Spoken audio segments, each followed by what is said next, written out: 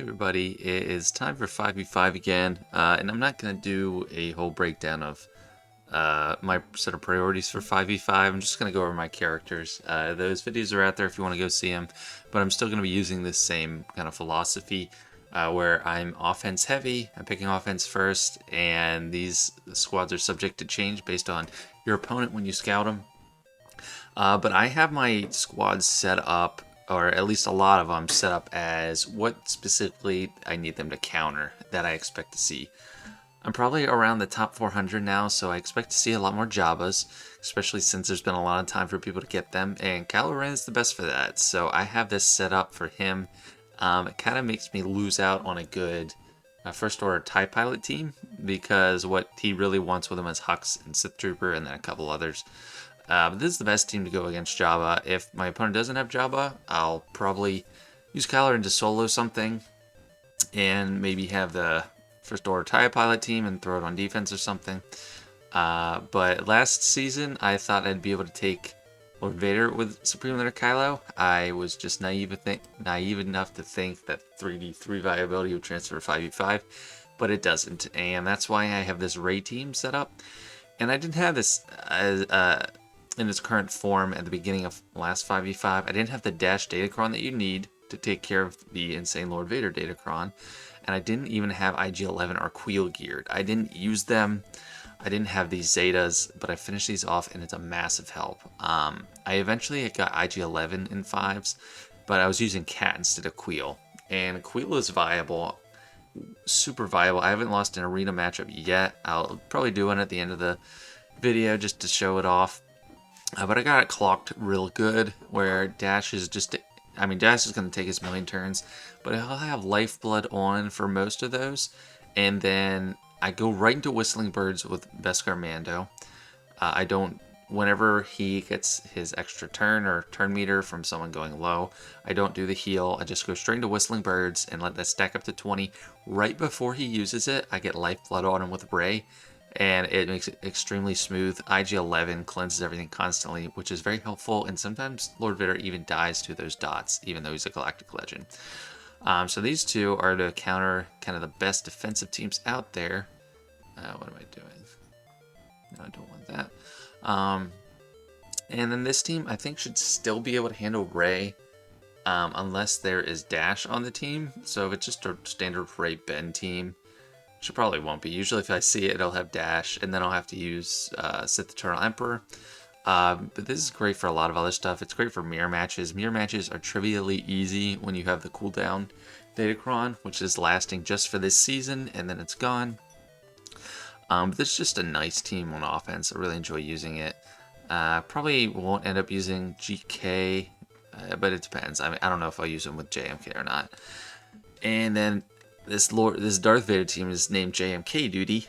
It still works in 5s. You just need a couple more pre-taunts because Ahsoka Tano is probably going to dispel the taunt from one of them. So you basically just need the 4. You need Echo to dispel buffs on JMK before Darth Vader goes on his tear. But just any pre-taunts will work. Yeah, but I think these are two of my best bet. Like, this will help for banners sometimes if Geo Brew can revive his Brute. And I think I'm using all my pre-taunts elsewhere, but I'm not sure. And then I got the ace in the hole. I get to have my standard JMK team back, which opens up a ton of possibilities for this 5v5.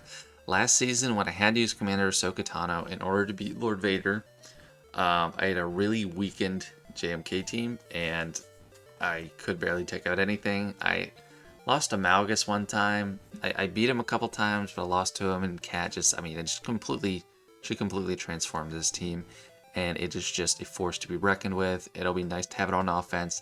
I think it's too vulnerable on defense right now. Like, I don't want someone to just Darth Vader it. That's just not a good value trade, so I'm keeping it for offense. Setting Lord Vader on defense, though, that could change based on my scouting. If I think my opponent just habitually does not go hard on defense and has trouble with a specific Galactic Legend, I might set one. But Sith Eternal is going to be needed for Rey, Dash, Ben if I come across it, and it's pretty tight, but I'm glad I'll have Watt and Armor available for that because Kylo Ren no longer needs them. Otherwise, if there's no other threat, usually I just solo a gas team with Sith Eternal. But I also have Commander Luke as an option for that if I need him otherwise.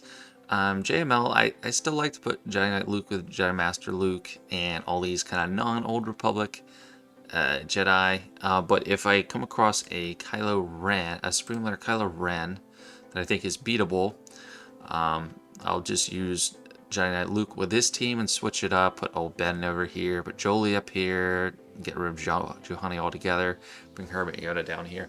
It just depends. But usually what I end up using JML for is taking on one of the tougher non-Galactic Legend teams. Just depends.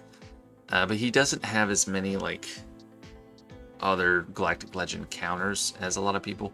I mean, he actually could just take on Slicker himself. I don't need to use Revan and Jedi Knight Luke, but he also is good for mirrors.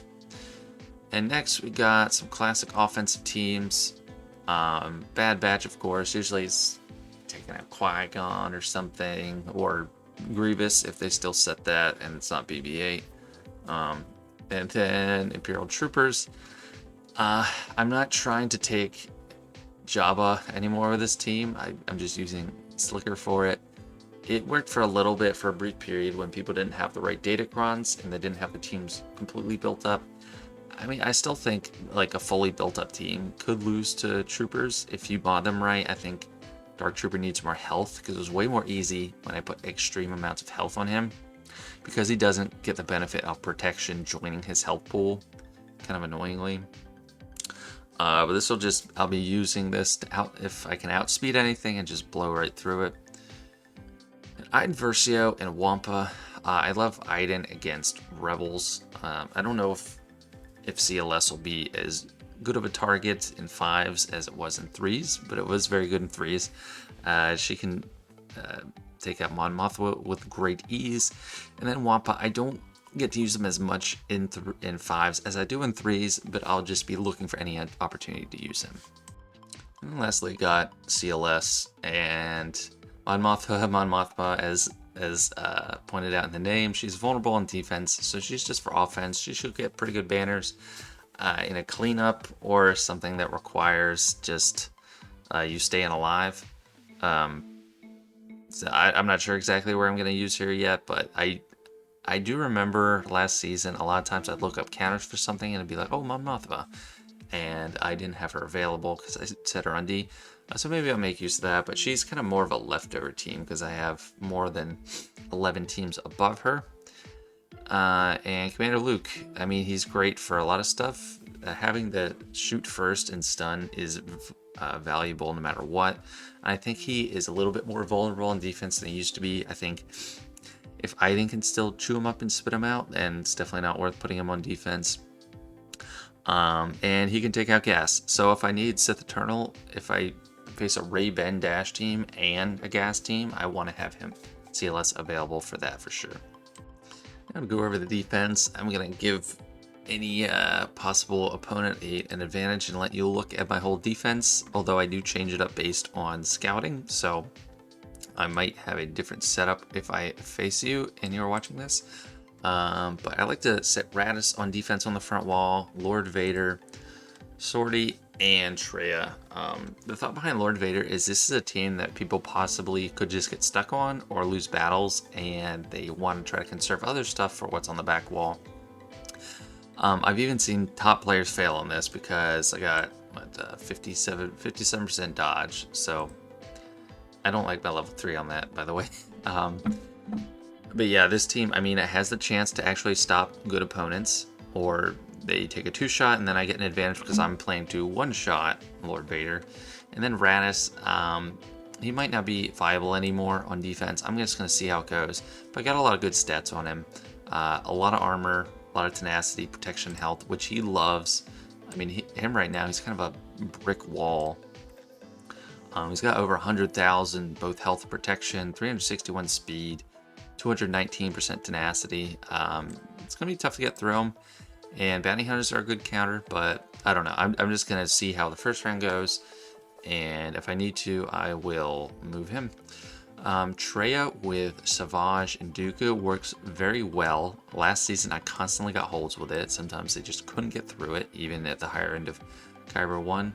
And that doesn't mean like top 100, 200. It means like top 600, top 400 or something. I'm not like... my goal is not top 50 or top 100. I don't think that's realistic for me. But I got a lot of crit damage, a lot of health here. So Savage will be able to do a good amount of damage, and the whole team gets really survivable because they love health. 92,000 health on him, which is fantastic. Almost 260% crit damage. He's stacking his offense, so the crit damage works very well with that. And then Sortie. I mean, this is a pretty good team to use. I do have the Zeta on IG88, so that fits well. This is so many Zetas, actually. It's, what, 9 Zetas on the team? It's kind of crazy. But T3 throws out all the debuffs and juices up the team. I don't really have as good a use for R2 on offense or anywhere else. And then BB8 works well here. For their Datacron, got armor, some potency, a lot of crit damage, and a lot of health steal. And he actually does benefit from that, but it's like, it's whatever. I actually went pretty hard on set 5, and I have lots of level 8 Datacrons. So let me show you that. And I am very happy about my pull, because my philosophy for this set is it's just, I want level 8. I don't care about level 3s and level 5s as much, or even level 9s, and I save a lot of materials by not going to level 9. I have like one that works for Supreme Leader Kylo, and that's all I want. I don't care about the fast one, even though I do have one. I'm not gonna bump her up to 7. I don't have Jabba, so I don't really need that. Although if I do unlock him, I guess I'll try to get one. I'll just bump up one of these bounty hunters to level 9. But the stats are just great. I mean, you can only reroll stats once you get to level 9, but you can pretty much make use out of whatever stats you get. So my philosophy was just get to level 8, don't waste materials going to 9 and rerolling. I don't know, like this one as much. I do like the health, but I don't like rolling potency pretty much. I'm biased against potency. I love the crit damage, love the health, love the armor, and protection. But I have plenty with health and with armor. So I got a lot to choose from there. I'm pretty happy with my pulls. Now I'll go over the top wall. And this is where I want to show that I have something they're going to have to deal with. So if they see this, they know they're either going to have to save CLS or Sith Eternal. If they see Meowgus, they know got to save for him. Grievous, you know, it's not super formidable. Newt has a better hold rate on defense than BB-8, surprisingly. But I gave him a lot of stuff he wants. He wants health, he wants potency, armor, can't help, and health steal. And he's going to get faster. The offense doesn't matter, but he gets faster as everyone dies off. And he's got pretty good stats with that boost, 163,000. You know, it could be higher, but he's going to do a lot more damage than normal. Maybe I might change this and give him one with more crit damage too, but I'm not sure. Potency is great for this team, so there's a chance that they'll just get out there and surprise someone. Bounty Hunters I have on defense for now. Yes, they're great on offense, but if I think I'm gonna two-shot a Lord Vader, and there are instances where I think I do know I have a chance of failing, I'll probably switch and take them on offense. But on defense, they're pretty tough to deal with when you got Zam speeding everybody up, and you got a good Datacron, lots of armor, tenacity, protection, health steal. This is the team where I didn't care as much about health, because you really care about keeping the protection on them under boss. And a Retribution up I think is the best one. This tenacity potency up is going to help ramp up Fennec whenever Grief dispels, because he gives tenacity up normally, and she gets the extra one, and in her kit she's stacking offense for, when she gains tenacity up, she gains 10% offense to the end of the counter. So that'll be like 20% every time a debuff is dispelled from her. Yeah, GAC, I mean, I don't like him for offense. He's got some good stats for him. Spread out, but a good amount of potency that works for him. Tenacity helps as well. Armor, I'd rather have protection instead of health, so I might look into switching this, but I picked it mainly because of the potency. Now the back wall, I don't have anything that's just really gangbusters on the back wall, but I did set Qui-Gon. I think he's an easy target on the front wall, and I think there's a chance people will use Bad Batch, and then they'll have to figure out what to do with him on defense. I gave him a set 4 Datacron because I think they benefit more from armor penetration. He's getting plenty of offense from Qui-Gon and Cam, and he's got a crit damage set. So armor penetration, offense, and crit damage is kind of trifecta of doing damage. So that'll help him speed up that or increase that to another level. These two are kind of just throwaways. I can make it a lot better, I know, but I would be taking away from my JMK team, and I kind of don't want to do that. Although I may end up using Mace, I'm not sure. I finally have Inquisitors done, so I'm putting them on defense, and I have the Datacron with the debuffs expire. You get turn meter. I don't care about these stats, they're not good. I hate the set 4 stats, except dodge. I mean, I want to have dodge, I don't want to go against dodge. But that's decent. I mean, might do something. If you're out of stuff on the back wall, you might actually get stuck.